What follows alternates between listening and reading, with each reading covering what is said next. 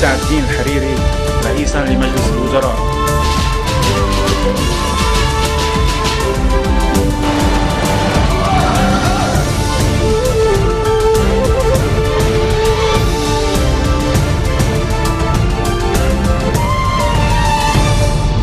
Good afternoon. You're watching the English newscast here on Future Television. I'm Linda Tamim, and these are today's headlines. Russian President Vladimir Putin announces a ceasefire between Syrian opposition groups and the Syrian government starting midnight tonight. Questions remain over the usual military parade in the South Lebanon refugee camp of Ain al-Helwe as the Fatah movement prepares to mark the group's 52nd anniversary. And Iraqi security forces begin the second phase of their offensive against ISIS militants in Mosul. Russian President Vladimir Putin has announced a ceasefire between Syrian opposition groups and the Syrian government starting at midnight. The Kremlin statement came after Moscow, Iran and Turkey said they were ready to broker a peace deal in the nearly 6-year-old Syrian war. The Syrian army announced a nationwide halt to fighting, but said ISIS and former Nusra Front militants, as well as small groups linked to them, will be excluded from the deal. Several rebel officials told Reuters they had agreed to the ceasefire plan, but there was uncertainty over which groups were included in the deal. Talks on a ceasefire picked up momentum after Russia, Iran and Turkey last week said they were ready to back a deal and adopted a declaration setting out principles that any agreement should adhere to. Putin also said Russia had agreed to reduce its military deployment in Syria. At least 15 civilians, including 6 children, were killed in airstrikes and artillery fire on rebel-held territory near Syria's capital, Damascus. The Syrian Observatory for Human Rights said it was not immediately possible to determine where the strikes on the eastern Ghouta region were carried out by the Syrian regime or its ally Russia. The observatory reported airstrikes and artillery fire on the towns of Douma, Harasta, Arbin, Zamalka and the Sa'ba in the region. Opposition fighters meanwhile launched a barrage of rockets at Damascus, and Syrian state television reported 7 people were wounded in the fire. Elsewhere, the observatory said 5 civilians, including a baby, were killed in regime rocket fire overnight in the south of Daraa city.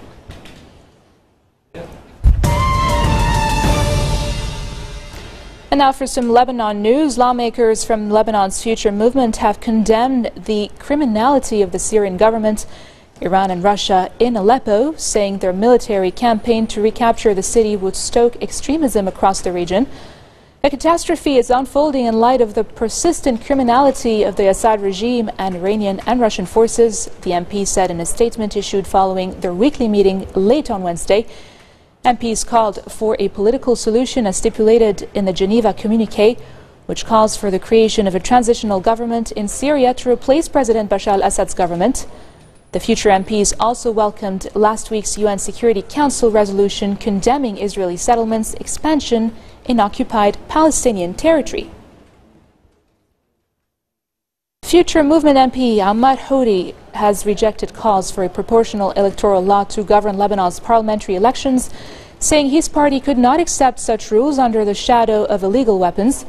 The new cabinet is expected to draft a law to govern upcoming parliamentary elections, which are due to be held in spring of 2017. Lebanese parties are divided between adopting a law that would allocate parliamentary seats on a proportional basis or one based on a winner-takes-all system. Hezbollah, which has a massive arsenal of missiles, rockets and other weapons, supports an electoral law based on a proportional system. Houthi reiterated his party's support for the hybrid electoral law, which it drafted along with the Progressive Socialist Movement and Lebanese forces, saying the proposal represents a good starting ground for discussion. Houthi said any party that stands in the way of a mixed law will be hindering parliamentary elections. As the Fatah movement prepares to mark the group's 52nd anniversary, questions remain over the usual military parade in the South Lebanon Ain al-Helwe Palestinian refugee camp, given ongoing local tensions. Palestinian National Security Forces Chief Major General Subhi Abu Arab said the Fatah leadership was keen on preserving the stability in the camp and is still looking at the best way to mark the movement's founding on January 1st. The movement's main celebration event is held in Ain al-Helwi, given that the camp put up significant resistance to the 1982 Israeli invasion of Lebanon. Nevertheless, during recent years, the military parades have decreased in size and were substituted for small-scale shows held by Fatah military officials. And coming up next, Israel's right wing dismisses U.S. Secretary of State John Kerry's speech on the conflict with the Palestinians. We'll be right back.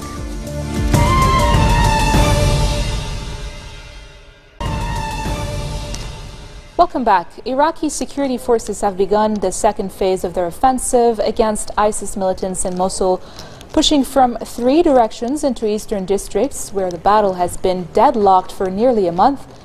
The campaign, the biggest ground operation in Iraq since the U.S.-led invasion of 2003 that toppled Saddam Hussein, entered its first significant pause earlier this month for a planned operational refit. Since the offensive to capture Mosul began 10 weeks ago, counterterrorism forces have retaken a quarter of the city, the extremists' last major stronghold in Iraq. Their advance has been slow, however, and troops on other fronts have made little progress. But today, more than 5,000 soldiers and militarized federal police troops who had redeployed from Mosul's southern outskirts entered half a dozen southeastern neighborhoods and pushed simultaneously towards the northern city limits. Israel's right wing has dismissed U.S. Secretary of State John Kerry's speech on the conflict with the Palestinians as a parting shot of little consequence, especially with Donald Trump soon taking office. Kerry's speech included forceful criticism of Israeli settlement building in the occupied West Bank and annexed East Jerusalem, warning it was helping put the two-state solution in serious jeopardy.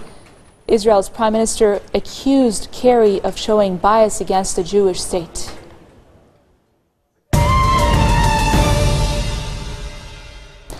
Migrant workers building soccer stadiums in Qatar are to be given cooling hard hats to reduce their body temperature. Scientists at Qatar University designed the solar-powered hard hats to improve conditions for 2022 World Cup laborers who right groups say have suffered abuses. Mechanical engineering student Abdullah Ibrahim al-Ibrahimi was among the team which developed the helmets. Have a look. Keeping a cool head could save lives.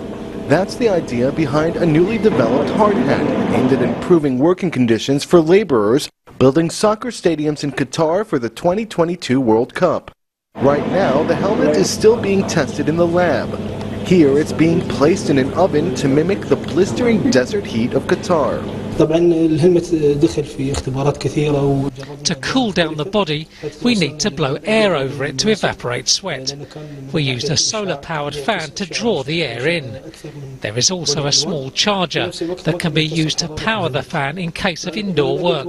Then we used a cooling material that melts into a liquid at a temperature of 22 degrees. According to the developers, when the cooling mechanism kicks in, the temperature surrounding a user's head drops by about 10 degrees. The conditions in which more than 5,000 migrant construction workers toiled have drawn charges by human rights groups of labor abuse, as temperatures in Doha can reach 50 degrees centigrade. The helmets will be introduced next summer, allowing workers to keep a cool head even when the desert sun is at its most powerful. The Christmas season of celebration and indulgence is a difficult time for some type 2 diabetics, as research reveals that how they feel about themselves can have a serious impact on their health. Type 2 diabetes is often linked with obesity, and a survey by French pharmaceutical company Sanofi has revealed sufferers feel blamed for letting themselves develop the condition, even risking their own health rather than reveal their illness. More details in this report. 'Tis the season to be merry, but it can be a tough one for a type 2 diabetic trying to balance their blood sugar level. Now, new research shows how they feel about their condition can have a serious impact on their health. A survey by Sanofi reveals the stigma of obesity, often associated with diabetes, means some are risking their long-term health to hide their illness. Diagnosed 20 years ago, Howard Cox recognises the shame and embarrassment felt by some type 2 diabetics.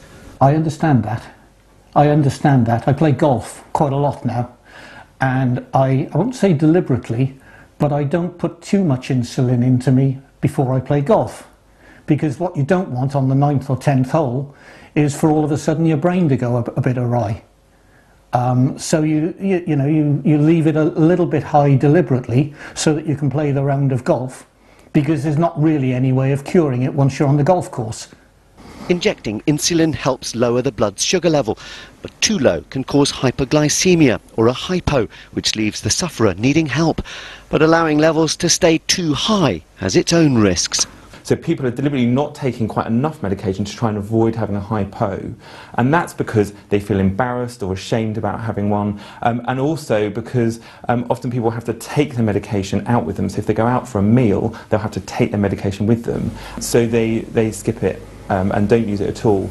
And what that means is actually their blood glucose levels run typically too high.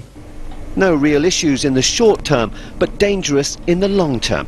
A greater risk of heart attack, stroke, blindness and even amputations. I would actually rather have HIV than have diabetes. Now that sounds quite shocking, but the reason for that is that actually now, because of advances in medication, someone with HIV can now live a normal lifespan. So it actually does not reduce your life expectancy at all.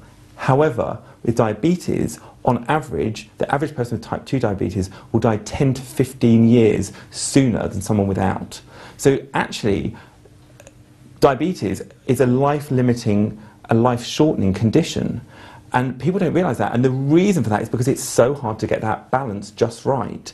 So that people typically will be running their blood glucose levels too high, and that in the long term will shorten their life. The research is part of a wider campaign to encourage better blood sugar level management all year round, not just at Christmas. This marks the end of our bulletin for today. Now for a reminder of our headlines. Russian President Vladimir Putin announces a ceasefire between Syrian opposition groups and the Syrian government starting at midnight. Questions remain over the usual military parade in the South Lebanon refugee camp of Ain al-Helwe as the Fatah movement prepares to mark the group's 52nd anniversary. And Iraqi security forces begin the second phase of their offensive against ISIS militants in Mosul. Those are your top stories for today. I'm Linda Tamim, and I thank you all for watching. سعد الدين الحريري رئيسا لمجلس الوزراء.